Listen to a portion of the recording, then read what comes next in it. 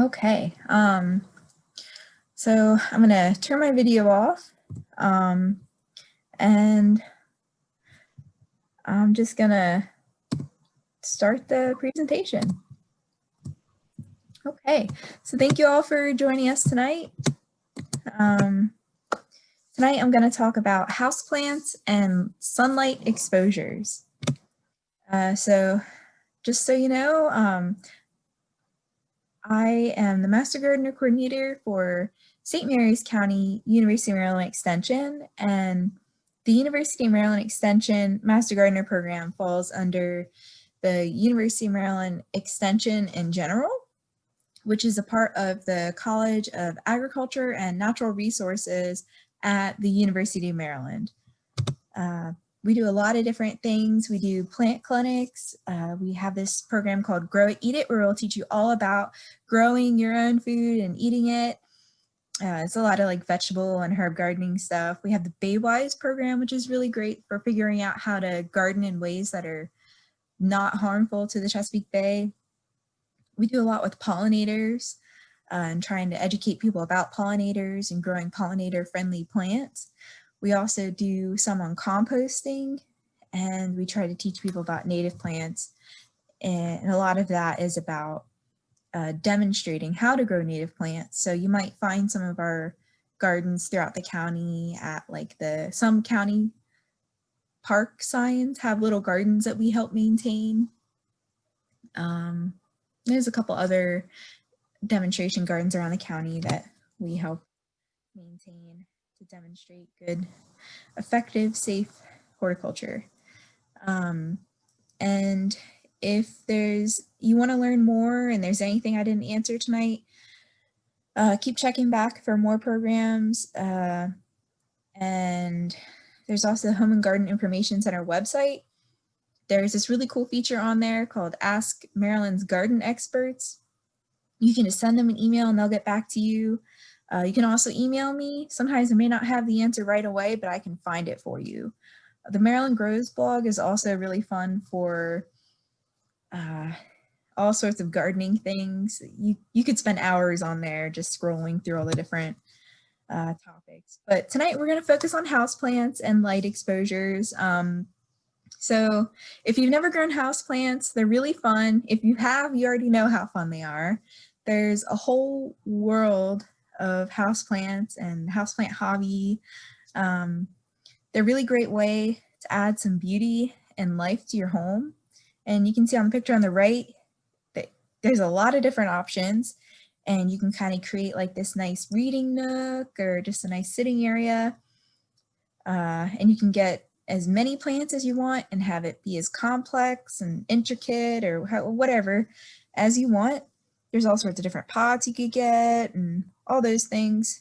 And then you can also be as simple as you want, like on the left, like just a palm in the corner or a little plant on the tabletop. It's really up to you. But whatever you decide, please know that each plant requires individual care. Different species need different care. They all have different water and moisture requirements. For example, like cactuses usually need less water than say a Spothophyllum. They all have different soil requirements. So like again, a cactus is a really good example. They need really well draining soil, whereas a Spothophyllum will be fine in all-purpose soil. They all have different nutrient needs. Like flowering would need more like nitrogen than other plants, which would need more like phosphorus and potassium if you wanted really good roots or something. And one of the most, and then of course there's also CO2, but that's not too much of a worry with houseplants. Houseplants can get their CO2 needs from us pretty easily. But one of the most important things, which is in our control, but isn't as easy to control as like moisture or soil, is sunlight. So that is all about location, location, location. So in this picture on the right, you can see Like it looks like the windows are on the left-hand side of this room. You can see that by like the plants on the bottom left there have some sunlight on their leaves. It looks pretty bright over in the bottom left. And on like the back right, it looks like there's some artificial light on the shelves to help those plants growing. And it looks like up top, there might be a sunroof even that adds a little bit more light for those hanging plants. And so whoever designed this designed it in such a way that each plant is placed in different places throughout the room so that they're getting the light requirements they need just by being closer to the window or farther from the window. So going back in a little bit more detail about some of the other things before we get too much into sunlight. So water, each plant has different water requirements. And that the water requirements, there's no like give your plant 2 milliliters of water every 4 days, because they'll need different water amounts based on like the temperature of your home, how much sun they're getting, because then it'll be like hotter, sunlight will cause more to evaporate. The soil type, size of the pot. There's a lot that goes into the amount of water each plant needs. One big thing to keep in mind is the species, but then all those other things you kind of figure out as you go, really. If you have any questions, I'm here for you for that. But as far as like checking to see the moisture levels, some of the quickest ways are picking the pot up. So when a pot is well watered, it'll be heavier than when it's dry. So that's a really simple way to check the level. But sometimes, like if you have a really big citrus plant, like nobody wants to pick a big citrus plant up to see if it's well watered. So the way you could check the moisture for that would be like kind of stick your finger in the pot. Like I usually, if I'm doing that method where I'm feeling the soil, I'll stick my finger about like the second knuckle down into the side of the pot. And if I feel moisture, or when I pull my finger out and I can see like moisture on my finger, then I know it has adequate moisture. And if you really want to get like a scientifically accurate reading, you can get a moisture meter that you can find them online. You can find them at your local nurseries. That I think shows a specific brand, but I just kind of like searched an image. So that's why that's there. But those are really good for like accurate readings. Soil. Okay, soil. So there's so many different soil types for houseplants. You can make your own, or you can buy pre-mixed soils, which are already going to be mixed for you for different types of plants. Like cactus soil is going to be more sandy and really well draining.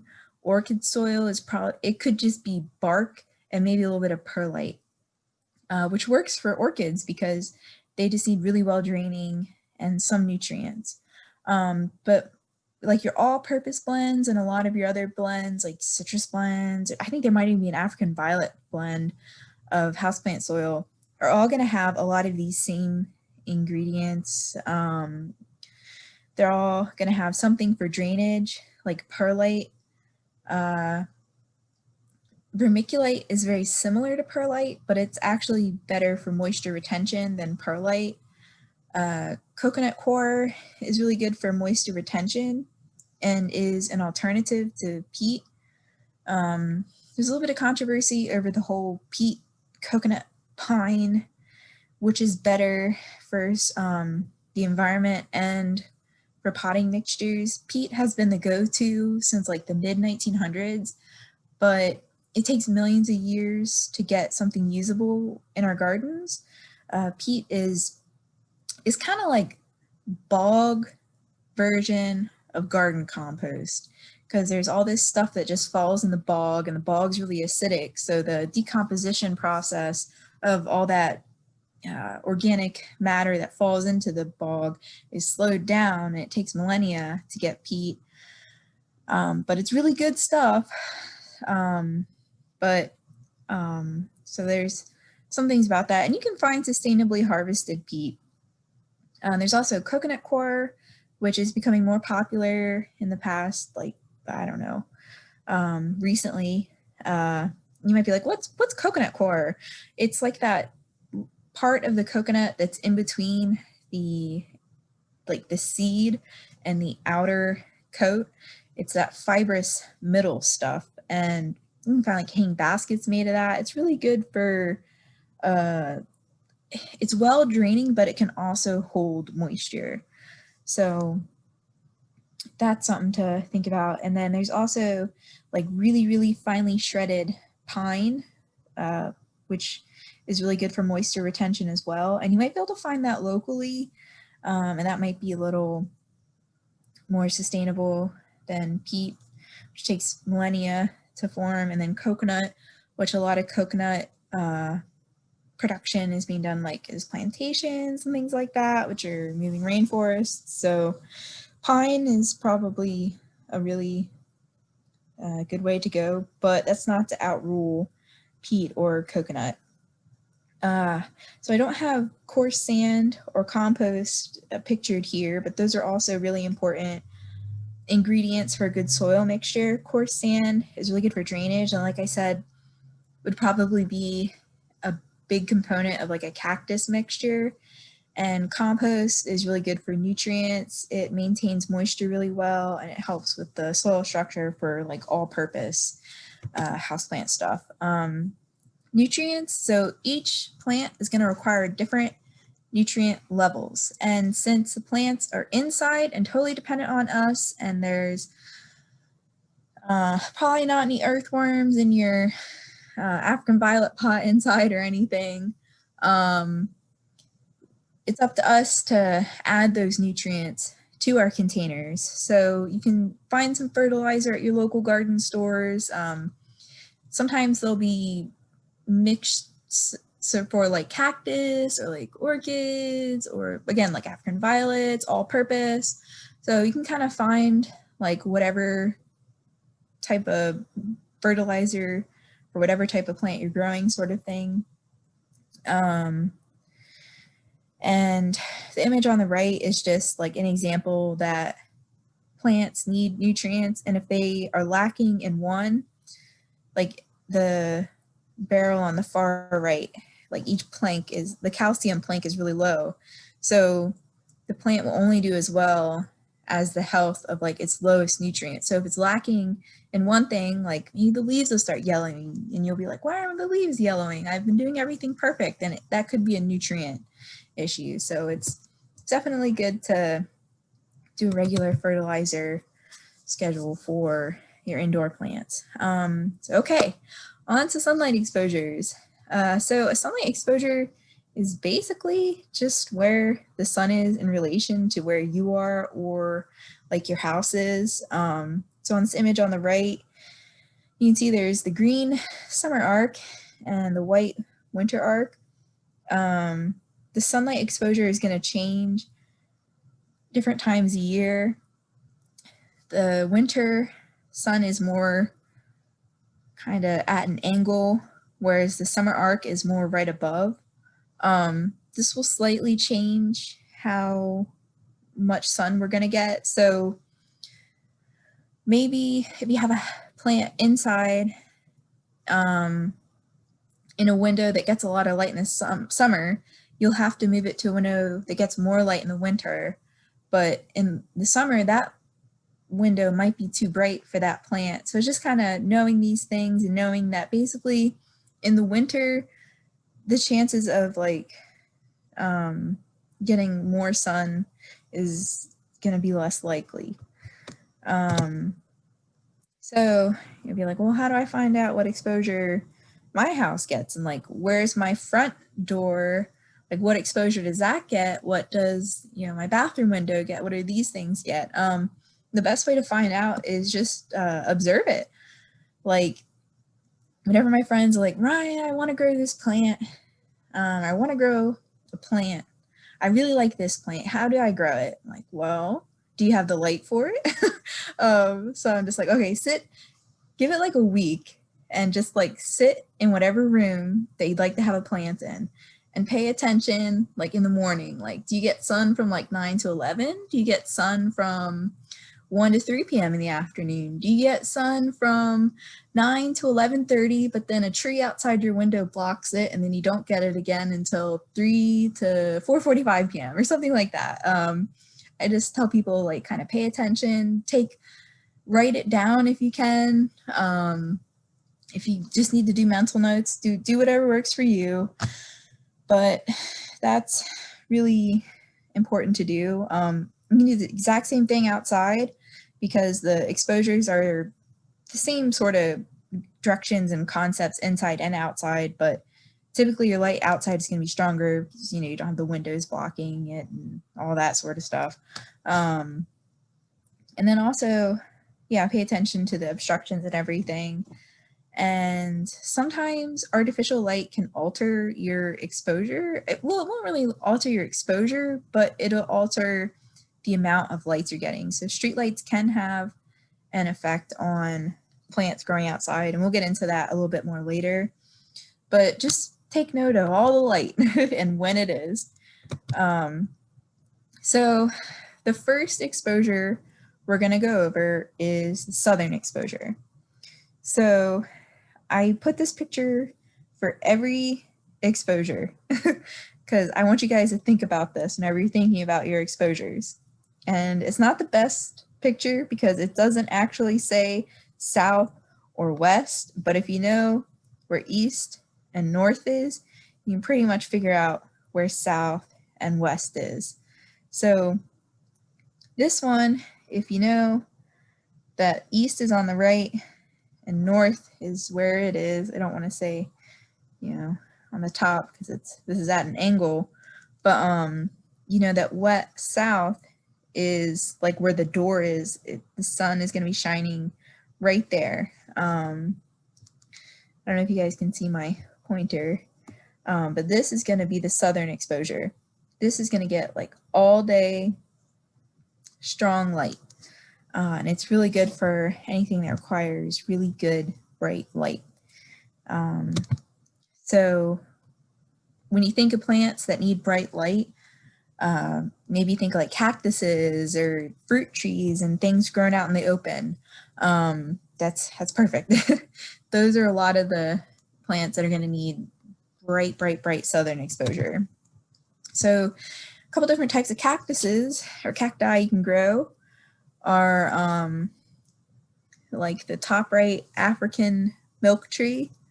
That's one of my favorites to grow because you don't really need special like cactus gloves. It has those smooth parts. You can kind of grab those if you need to move it around or anything. Also, like each one of those sort of like branch looking parts, if you break that off and then let it sit for a little bit, like a couple days, and then plant it in like some sand, that'll form a new plant. So that's one of my favorite plants. And I also like the leaves. I think they look cool and they're interesting. And like when it gets more light, it gets really purple. So I like that plant. Another type right next to it, top left, is the bunny ears, Optunia. It's related to our native prickly pear. I've never grown this because I like the types of cactuses that aren't going to poke me a lot or hurt me. And these have little prickles on them. They do look cool. Like I like the bunny ears and they can get really big, but I tend to stay away from those. And all of these cactuses, you should water sparingly. Plant in like well draining soil, like really sandy mixtures. One of the biggest problems I've seen with people growing houseplants, cactus, anything, is overwatering. And with cactus, like if you think it needs water, maybe give it an extra day or two, then water. They should be really dry. Yeah, and then so in the middle, this like colorful looking cactus is really interesting. This is actually two cactuses on one. The top cactus can't photosynthesize because it doesn't have chlorophyll. So it's been grafted on the bottom one, and that's how it gets its energy. So those are moon cactuses. They're very popular. You can find them at a lot of different stores. And then the bottom right are the sea urchin cacti, which I guess they kind of look like sea urchin. They're pretty cute. There's a lot of different types. It's one of those, I don't know how many different varieties of them there are, the Echinopsis species. But those are fun. They stay small. They're really good for like windowsills. Another really good variety of plant to grow in southern exposures are citrus plants. So citrus plants don't grow well outside here. We're too cold for them here, so they don't grow well. However, if you have citrus like houseplant, they can do pretty well outside in a protected area in the summer. They like bright light. So with citrus, if you want them to grow fruit, they're going to need that light. You need to keep them well watered. You should fertilize if you want fruit, and move them outside in the summer in a protected area. Make sure that they don't dry out excessively. And then in the winter, you want to get them to the brightest light you can find. And there's a couple different varieties that grow well indoors here in Maryland. So the top right is the dwarf Meyer lemon tree. Those can get pretty big here, especially if you move them outside in the summer and provide a big enough pot for them.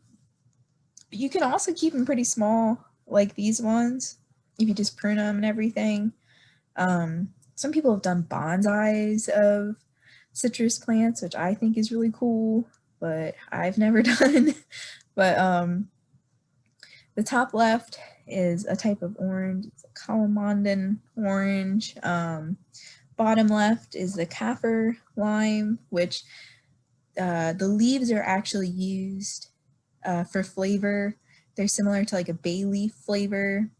And then the bottom right, there's kumquats.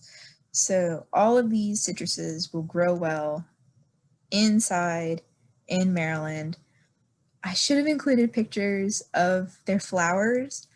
They get really pretty flowers, and like you may have smelled like orange blossom candles or heard that like lemon tree song, the flowers smell so sweet. Like, yes, the flowers smell amazing. But the plants do get thorns, so be aware of that. But they're usually pretty easy to see. It's not like the whole thing is covered. So I like citrus as houseplants. Those are really good for especially southern bright light exposures. Oxalis is really good for southern exposures. Now the leaves can burn if they get exposed to too much direct light, so they shouldn't be too direct light.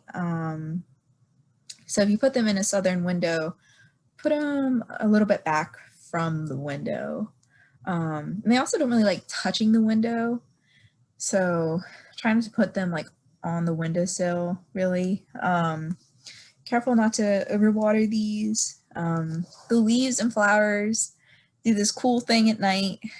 It's part of nyctinastic movements, so they like fold up at night. Even the flowers do, which is really cool. And you can see the flowers are really pretty. They get this 5 petals, pretty white. And I don't even know how many different varieties of the foliage. You can get variegated types, you can get purple, you get dark purple, just green. There's so many different types of these. They're really fun. So now we're going to go into the eastern exposure. So the eastern exposure, you get morning light. Eastern exposure is really good for most houseplants. For cactuses and anything that requires really bright light, they're not too good. If you have something that requires less light, eastern exposure is still really good because you can just move it a little bit further away from the window. So if you have really good morning light, like no trees blocking or anything, you're good to grow most houseplants.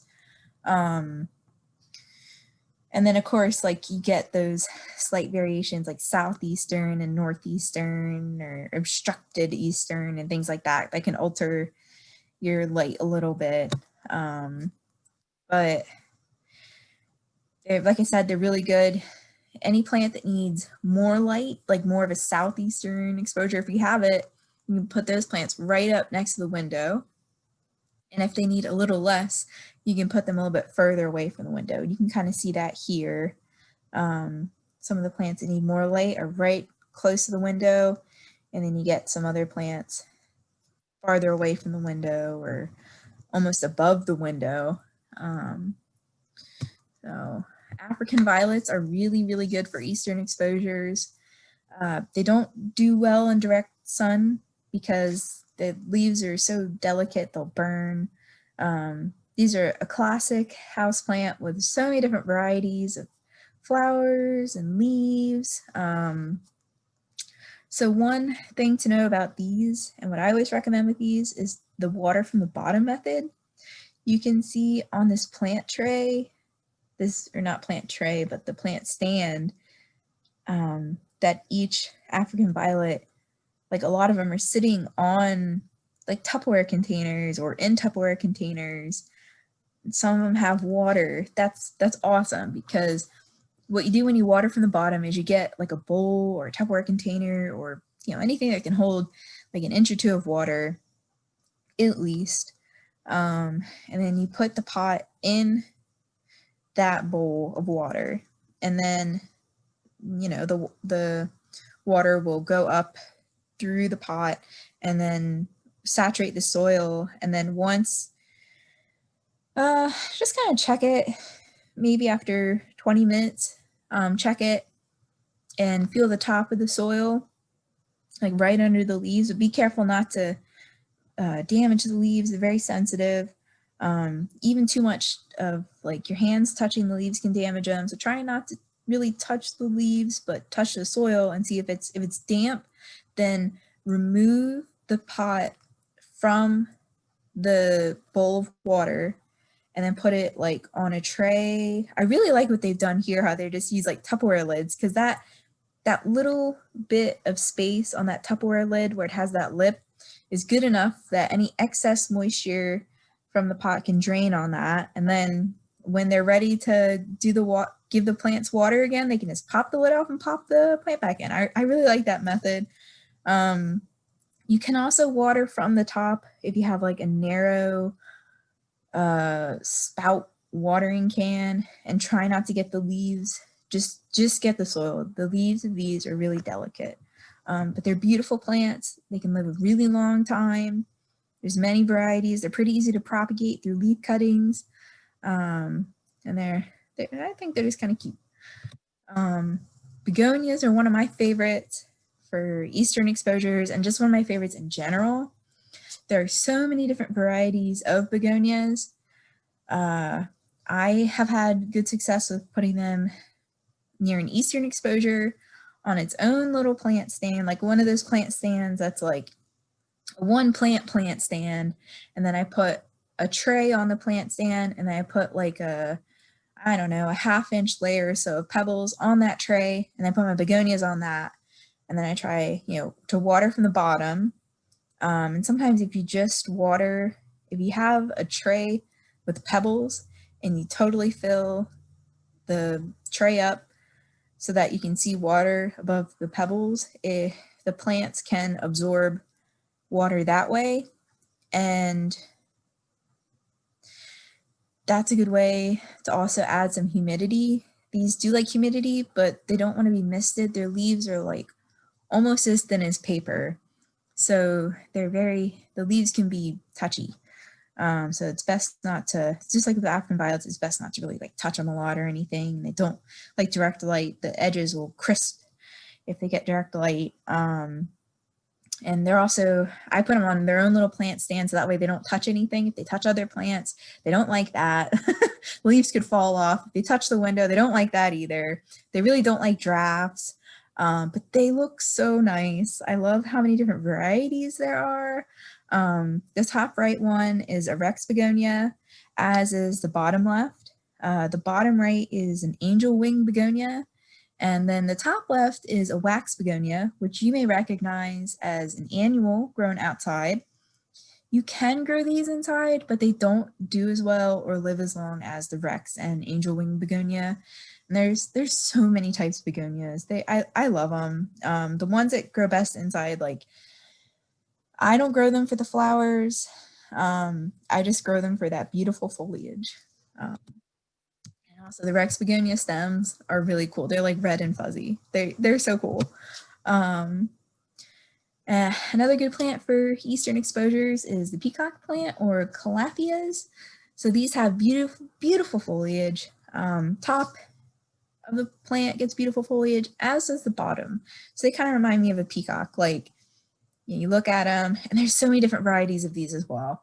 Like, you look at the top, and it's like, oh, how lovely. And then on the bottom, it's like, oh, that's lovely too. And then sometimes the pattern of the plants can kind of remind you of peacock maybe. So the prayer plant is very closely, well, it's kind of like the Calathea and Maranta are actually kind of in the same family as Marantaceae. So they're very closely related. Prayer plants are awesome. They get like this really nice vining, bushy habitat.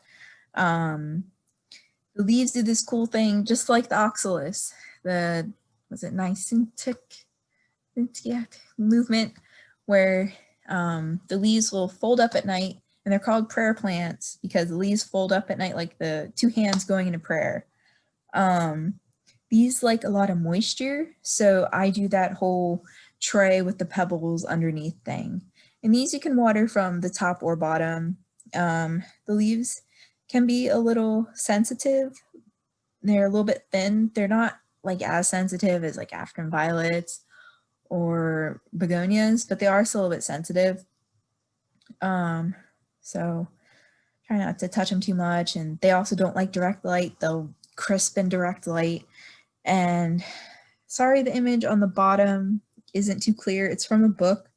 So like the right-hand side was like that part of the book that kind of like bends in. So it's a little bit blurry.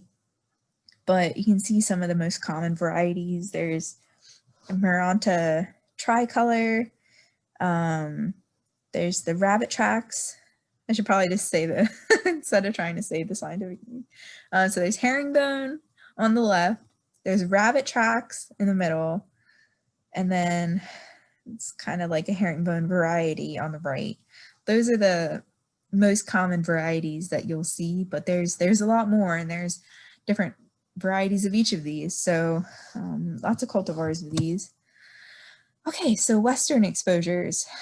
So western exposure gets the brightest afternoon sun. So it's kind of like, you know, the sun rises in the east and sets in the west. So knowing this, like if your house is situated somewhere where, you know, on this picture, it's like the right-hand side gets an eastern exposure, but then when the sun is over on the east, the western side on the left is going to have, you know, it's going to have some shade. So western exposure is going to have morning shade, but afternoon sun. In the afternoon sun, you know, around like 3 and 12 on is like really, really strong. Like 9 a.m. it's like, okay, yeah, and like 10 a.m. okay. But the sun really gets pretty strong in the afternoon. So this is going to be bright, strong light. But it's not going to have much in the evening either. So there's a lot of good plants for the western exposure, just like the eastern exposure. If the plants can't tolerate direct sunlight, like direct rays, just move them away from the window a little bit. And one thing you can try is adding a sheer curtain to diffuse the sun's harshest rays. So like in this picture, there's a plant bench and the window has a curtain, and these plants are going to grow really well there because they're going to get that strong light, but it's not going to be direct rays. So they're going to, yeah, they're they'll grow well there. So some plants that grow well in a western exposure are the amaryllis. And if you don't know about these, they're very beautiful. They get these really showy, big, beautiful blooms on the stalk before the leaves even form a lot of the times. Sometimes the flowers are so heavy that the stem will flop over. So you can use like a little bamboo stake to help them stay upright. These are really popular around the holidays. And if you want them to bloom around the holidays, you need to give them you need to give them a dormancy period in late summer or early fall for 6 to 8 weeks. It's really good if you put them like in a basement or unheated garage where anywhere the temperature is going to be 40 to like 50 degrees Fahrenheit, and don't water them at that time. And then you should start seeing like a little bit of new growth at the end of that time. And then that's when you bring them in sun and give them water and all of that. And then you should have blooms for around the holidays. Another plant that grows really well in western exposure is our holiday cactuses. So these do well with bright indirect sun. They don't do too well with direct rays, but they like afternoon sun. So this might be good to put like a curtain near, like over the window sort of thing. There's a lot of different varieties of each, and some people are starting to catch on that there's actually like when we say holiday cactuses, there's actually 3 different types. So there's the Thanksgiving cactus, which you can see in this little like diagram sort of thing in the middle here, this black and white drawing.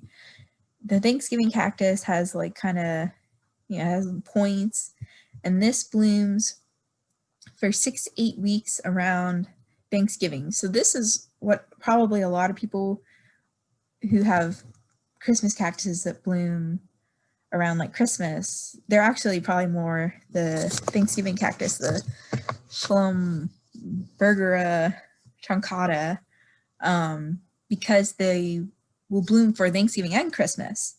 And then there's the Christmas cactus, which blooms more like end of December, and it's got some points, but they're smoother. And that's Schlumbergera bridgesi. And then you also have Rhipsodopsis, which is the Easter cactus. It's very smooth, and that'll bloom in like March, April timeframe. So there's actually a couple different types. These are all, like I said earlier, desert cactuses grow really well in the southern exposure. So these are actually like forest floor sort of not forest floor, but they're like epiphytes. So they grow well in well-draining soil.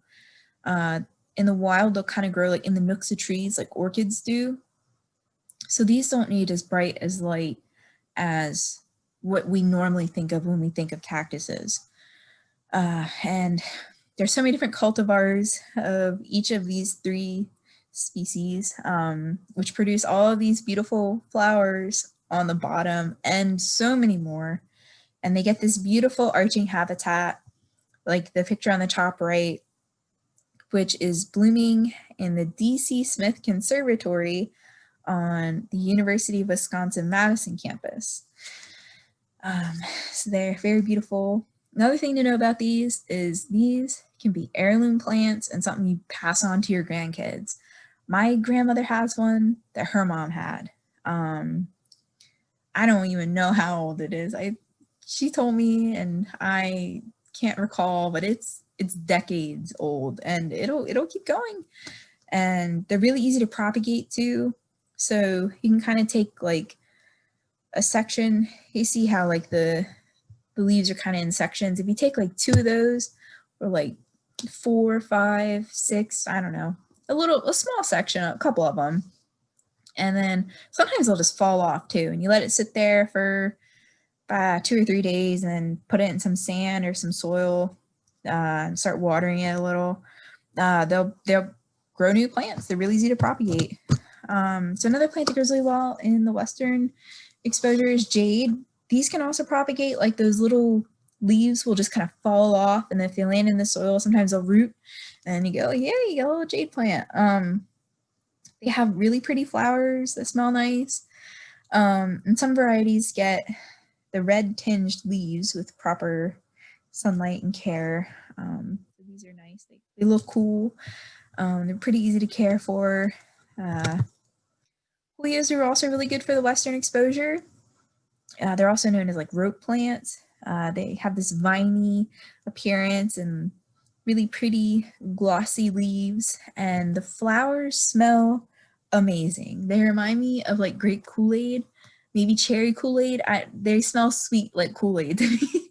They smell amazing, and they look really cool. Like they're like little stars, and they form like little balls.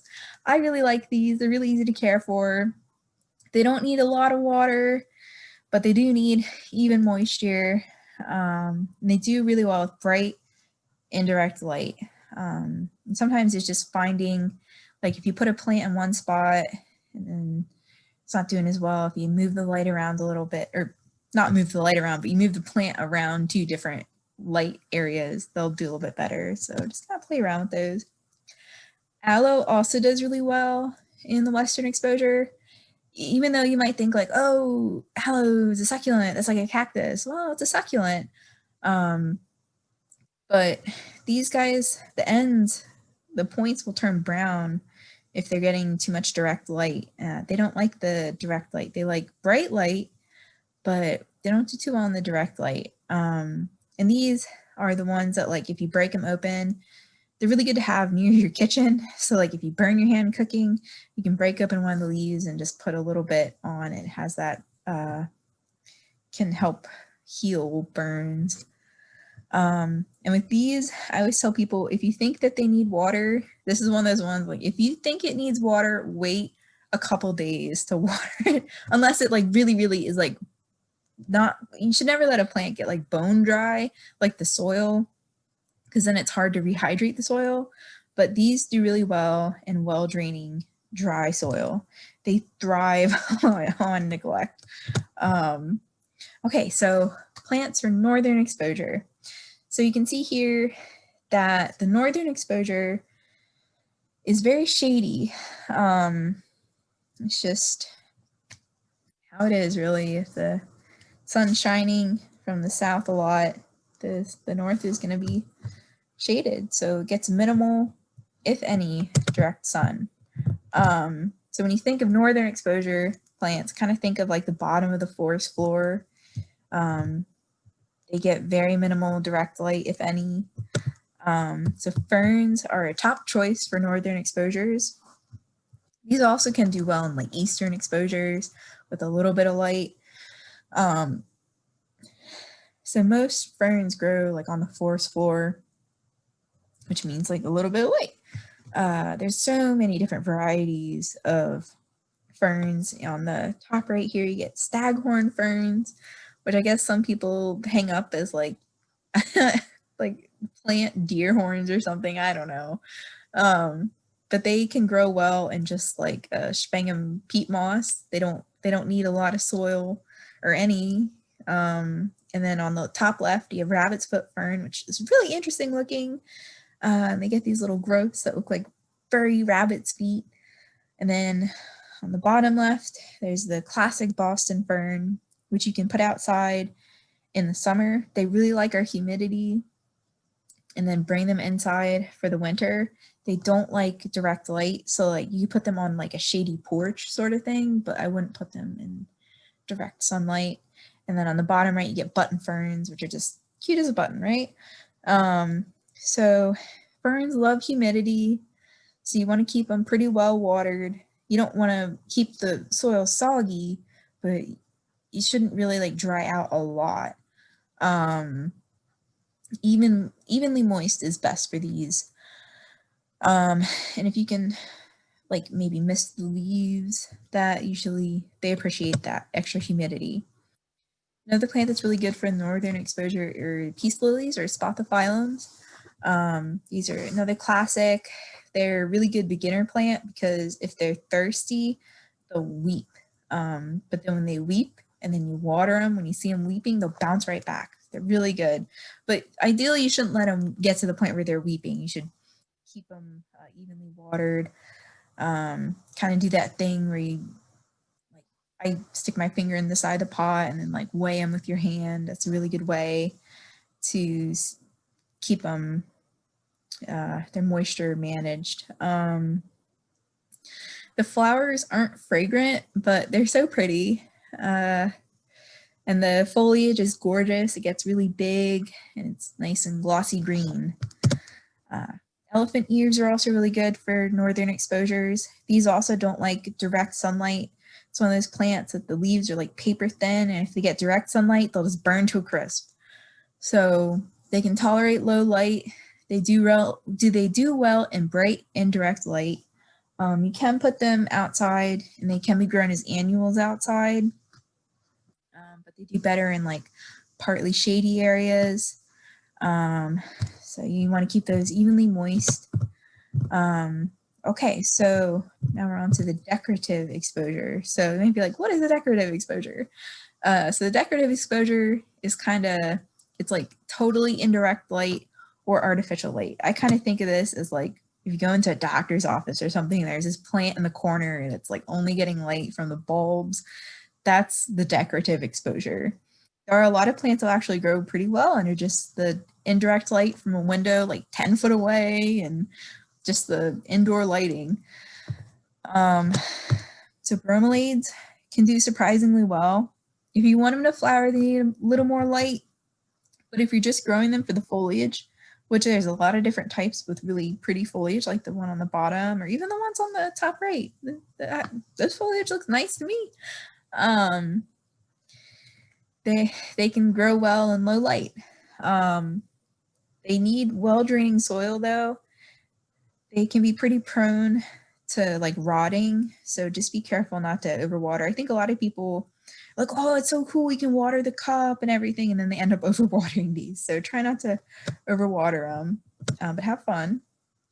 There's also the asparagus fern, which is not, in fact, a fern. It's just called asparagus fern because it looks ferny. These thrive in low light. And so the leaves aren't actually leaves. They're actually cladophylls, which are flattened stems that just look like leaves. And they can be kind of prickly. So especially as they get older. So just kind of be aware of that. Parlor palms also grow well in really low light. There's all sorts of different palms, but parlor palms grow best in low light. Careful not to overwater these. They do like humidity and appreciate being like misted, like a water bottle on the mist setting. And they mature at like 2 to 4 foot, not like the palms down in Florida or anything. So they make a great houseplant. Dracaenas, some varieties can also grow well in that decorative exposure. I just found a website, Plant Care Today, that had a bunch of different varieties. You can see how many different varieties of Dracaena there are. If you see one that you really like, look up that one's specific light needs. Some do better with others with less light. And one thing to be aware of is a lot of people don't like the way that the flowers smell. So like on the bottom right, Janet Craig has the subtitle of Low Light Workhorse Houseplant. So these are in particular are very good for like that quote unquote decorative exposure where you just want a little bit of plant for decoration, but there's not really any true sunlight. It's just decorative like light exposure. Snake plants are also, or sansevierias are also really good. They will grow anywhere. I've seen them growing in basements. They don't care. They're awesome. They're so resilient. These were included in NASA's 1989 Clean Air Study, and they were listed as a top air purifier. So plants aren't truly a really good way to purify the air in your home. Like you should still use air purifiers and all those sorts of things. The NASA study in 1989 recommended one of these plants for every 100 square feet to maximize air purification, but they only purify certain types of air pollutants. So don't totally dismantle any air purification systems in your home and just put a bunch of snake plants around. But I thought that was really cool that they were featured in the NASA's clean air study, and they were a top air purifier for things like formaldehyde and things like that. And they don't need a whole lot of water, and there's a lot of different varieties. So all these sunlight exposures apply for outdoors as well. Outdoor light is going to be brighter, but outdoors, they're not going to be like, oh, this is for northern exposure. They're going to say this is for shade. For southern, they're going to say full sun. They're going to say like part sun, does well with morning light, needs morning light. For eastern, needs afternoon sun, or western, and that sort of thing. But the concepts are all the same. It's just slightly different. They'll market it differently. And once again, when you're trying to figure out like what exposures you have and what to grow, like you might have a southern exposure, but it might be obstructed southern. Like you might have a bunch of trees growing or a shed that blocks off the sun for a little bit of the day. And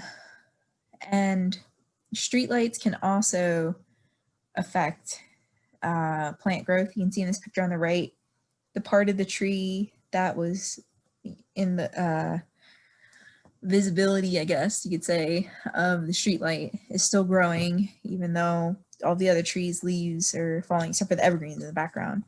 But they can affect plant growth and cycles.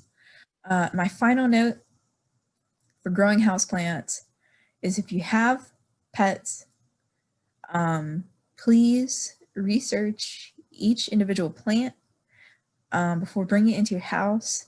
ASPCA is an excellent resource for figuring out which plants are safest to grow around most common pets like dogs and cats. Cats are obligate carnivores. They shouldn't eat plants, but sometimes they do. I guess it's just so frilly and cool. And, you know, as humans, our main sense is like sight. Like we really like seeing stuff. Now we have all the other senses we like too, but we also know like don't eat that plant just because it looks pretty. A cat is gonna say, oh, that's a pretty plant, I'm gonna chew on it. No, that's bad. Like lilies in particular, if you grow Easter lilies, please, if you have a cat, figure out a way to keep it away from the cat or don't bring it inside. I don't know why cats love Easter lilies, but they do. They're just frilly and pretty and they want to chew them, but they're very, very, very, very, very, very bad for cats.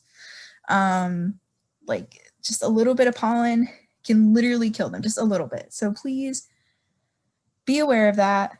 Please, whatever animal you have, if you, I really like the plant that Mariah talked about in this presentation, double check it with the ASPCA's animal poison control website.